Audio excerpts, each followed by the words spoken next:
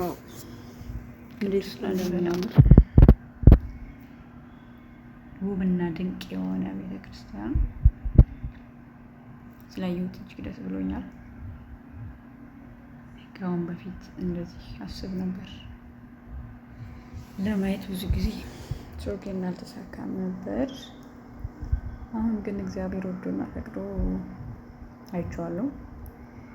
ከቦታው መጥቼ እረስ ነው ምን ያክል ደስ እንደሚል እንዴት ደስ እንደሚለኝ በህይወቴ ውስጥ ካየኋቸው ቤተክርስቲያኖች ዋናውና ደስ ያለኝ ቤተክርስቲያን ነው እና ያላያችሁት ሄዳችሁ እዩት።